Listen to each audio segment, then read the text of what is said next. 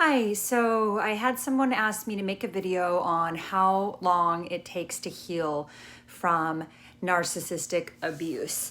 And there is no quick, easy answer to that because I think it depends upon a lot of variables. It depends upon how long you were with a narcissist, what type of narcissist they are. Are they a sociopath? Are they a covert narcissist? Are they a overt narcissist? How aware you were of what their disorder was. If they were a covert or a sociopath, you may have had no idea until you found out about their double life. So if they were an overt, you may have had a lot more forewarning. Also, how long were you in the relationship? Were you with them for a year, 6 months, 10 years, 20 years? I think these are all factors. How well resourced are you? Were you already somebody who went to therapy? Do you do a lot of sort of self-care, which of course is very hard to do when you're in a relationship with a narcissist, but are you somebody who did all of those things and made sure you were well resourced?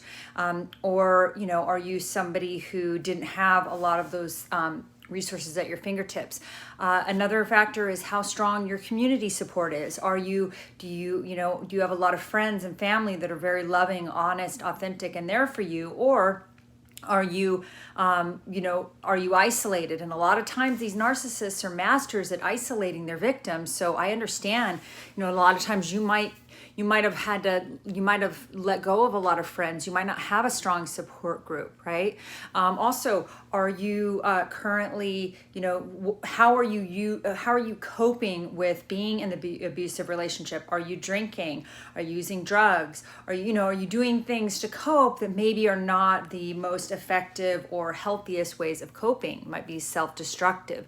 So I think these are all factors to take into consideration. Also, for sure, and I believe this very strongly, when you're trying to heal from the narcissistically abusive relationship, are you dealing with your trauma? Because a lot of the people coming out of these relationships have complex PTSD, but if you look at that in and of itself, you find out that a lot of their reactions or reason they were in the narcissistically abusive relationship sometimes in the first place is because they already had trauma, right? They came from, often you might have come from a family where there was some trauma. You might have had a parent that was a narcissist or a sociopath or a psychopath.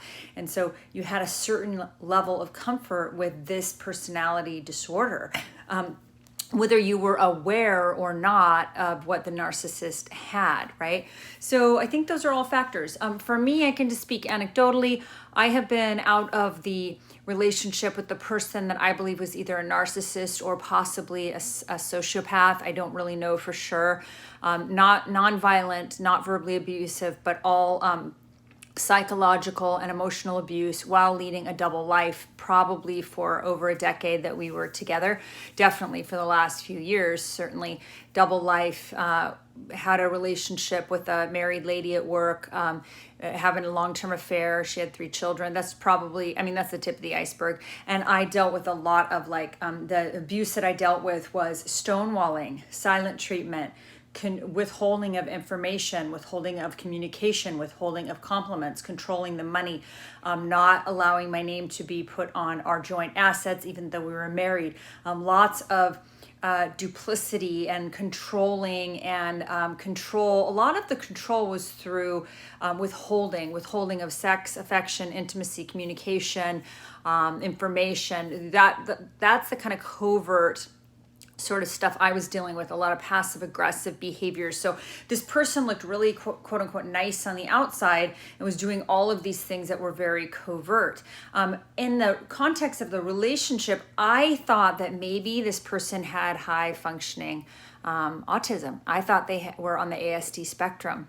Our couples therapist that we went to that had a PhD in with an emphasis on autism spectrum disorder told me that she does not believe that that's what he has. After we went there for 6 months, I dragged him to therapy. He lied to the therapist for 6 months.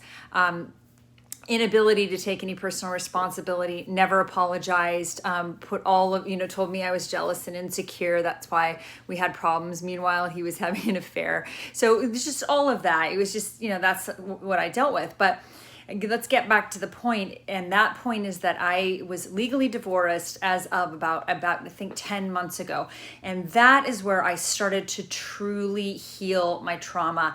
My therapist kept telling me that. She's like, you're going to really start healing once the divorce is over, because I was dragged through a horrific divorce for multiple years with the narcissist.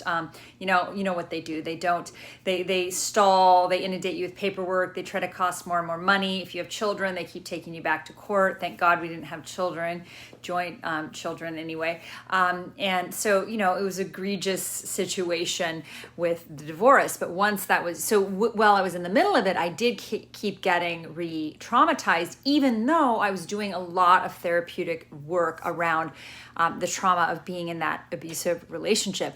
But now what I've done is, I have spent, the last 10 months of going to, and even before that, I was going to trauma therapy. I went to a therapist that specialized in EMDR, and she was an expert in domestic violence and getting out of, helping people heal from being in these narcissistically abusive relationships with sex addicts or sociopaths or whatnot.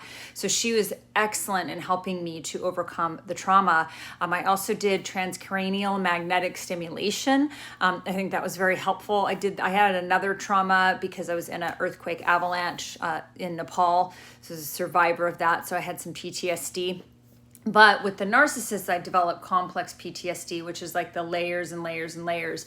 So I had some confounding variables as well. But I definitely know from my own personal experience that getting out of the relationship and trying to recover from being with the narcissist was far worse than being in an earthquake avalanche in Nepal, where 9,000 people died. And it was worse than finding my brother dead of a drug overdose last year in my back house. So if that puts it into perspective for you guys, that I understand your trauma. I understand your pain. I understand how difficult it is to overcome these relationships. These are not normal breakups. I've had breakups, nothing like this. These are not normal breakups. These are not normal divorces. You're not provided closure, any explanation, any honest communication. You could have been with them for 10, 15, 20 years and had no idea. I was in over a 10-year relationship. I had no idea. It was literally like I got sideswiped by a Mack truck. No clue. I still have no idea what, if anything, was the problem in the relationship according to the narcissist, because I've never been told that. In 6 months of therapy, he just lied and said everything was fine. It was really weird. But anyway, let's get back to the point. How do you heal from the trauma? What I would do is I would get a trauma coach. I would get a narcissistic abuse coach, somebody who specializes in it. You can do coaching. You can also do therapy. I would do EMDR therapy. If you can do transcranial magnetic stimulation, I would do it. There's quite a few. In my case, I got onto a free study. I would surround yourself with loving, honest, authentic, trustworthy people that are kind and wish you the best. I would go no contact with the narcissist. I would get the heck away from all of his flying monkeys. That would be family and friends that either are supporting this narcissist, whether they know or don't know that this person is a sociopath or a narcissist. It's almost irrelevant. They're supporting that abuser. They are supporting abuse. So you need to cut off contact with them. No contact, very vital. That is where you'll really start to heal, is when you go no contact. Of course, if you're going through divorce, you're going to be somewhat re-injured, but you're still going to be on the upward trajectory of healing. It's just that, you will get some re-injuring, but the no contact is vital. That means block them on social media, block them on the phone, block them on email. They're notorious stalkers. You might be being cyber stalked. That's really common, but block them on everything. Anything that you're going to be triggered by. If you get triggered by going to some of the same restaurants you used to go to, don't go to those restaurants. If you get triggered by, being in the same, environment or going down your same old street, don't go down that same street. Avoid the triggers. That's the first kind of rudimentary thing you can do.